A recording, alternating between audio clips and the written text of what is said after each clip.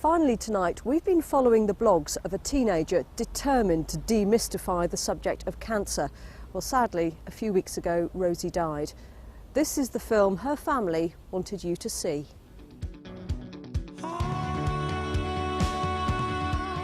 From the start of the year, Rosie was beginning to get physically weaker.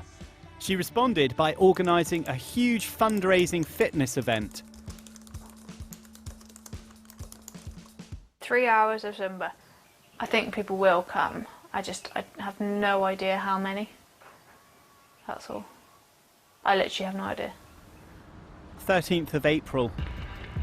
The doctors are discussing the next course of action after Rosie suffered twice from severe internal bleeding.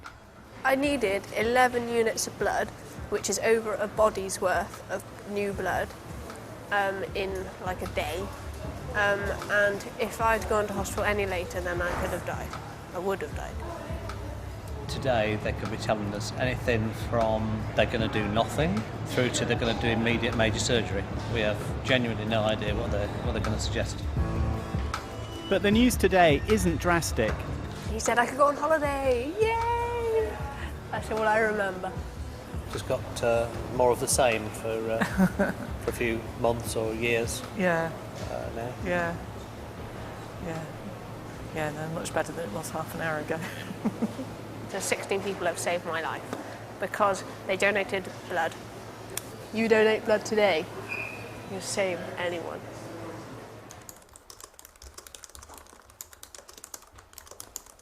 It's just death. I don't see why everyone's so scared of talking about death, because everyone dies. Yeah? It's not a unique thing, I'm afraid. Just to say that I spent today in hospital. Yeah, it was only a day, but still in hospital, not fantastic. Just because I had really bad neck and shoulder pain.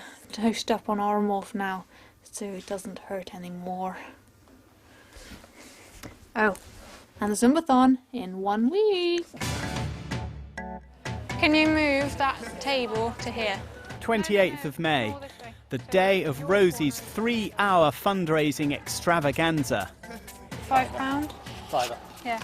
If they want an extra one, it's £5. The doctors have said she mustn't dance herself, but Rosie never lets cancer get in the way of a good party. Well, I was worried no one would turn up and look how many people are here.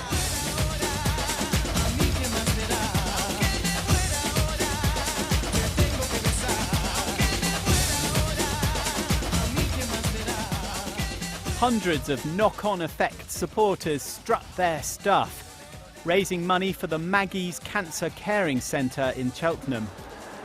35, 55. But it's just an estimate that we've made about £1,500. I'm less tired than I thought I'd be.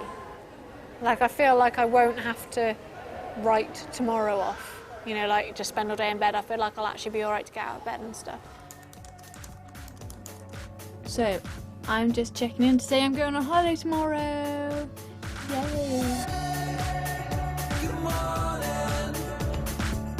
Yay! She was determined she was going to go. We weren't so sure it was a good idea and had all sorts of plans for what we were going to do if we had to get her back. But yeah, she went and she had an absolutely brilliant time.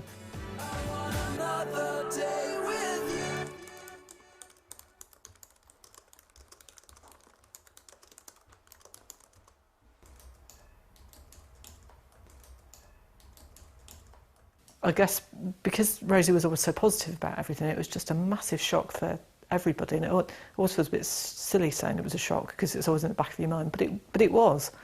But towards the end of that day, Rose said, I have to write a blog now. And we just sat with her and just watched this absolute explosion of comments from people all over the world. It was the most phenomenal feeling. And we'd gone from feeling, I don't know, indescribable sadness into suddenly feeling so supported, and she did as well.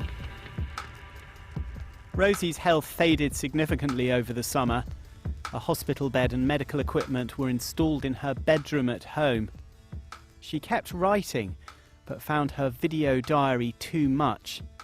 until early September, when she filmed her thoughts for the last time. Okay.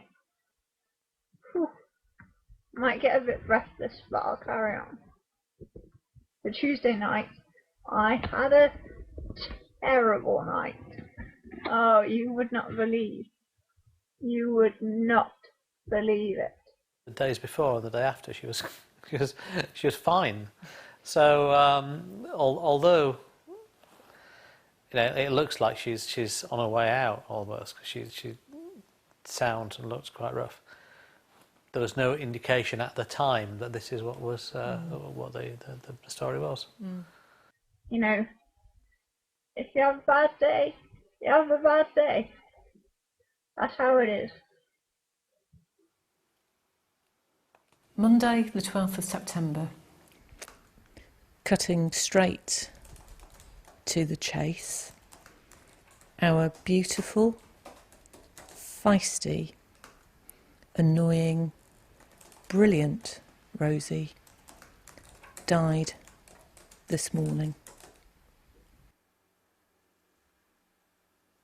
It was very, very peaceful.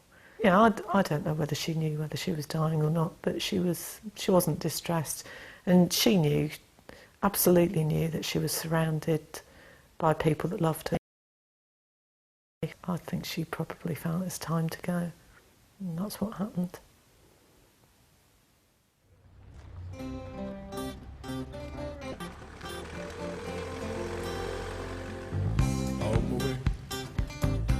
The 26th of September, Rosie's funeral. The day when hundreds of the people who'd followed her story online came to mourn and to celebrate 19 years of life lived to the full. I think the thing that stood out for me is people today. There's people that knew her really well, but other people who were coming up and saying, I never met your daughter, but I felt as though I knew her. And yeah, what a testimony to leave behind, really.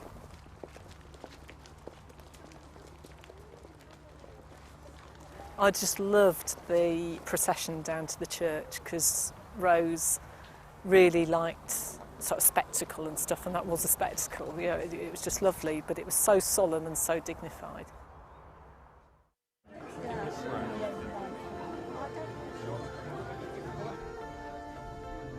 I think she'd be proud to know that more people than she would ever know about have said, you know, she's changed her attitude to life.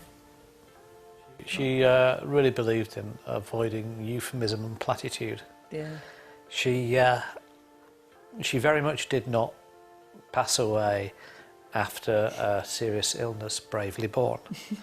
She died of cancer, and that's very much how she wanted to be, wanted to approach things. Rosie's family and friends have resolved that the blog and the fundraising will continue in her memory. And when you smile, the whole world stops and stares for a while, 'cause girl, you're a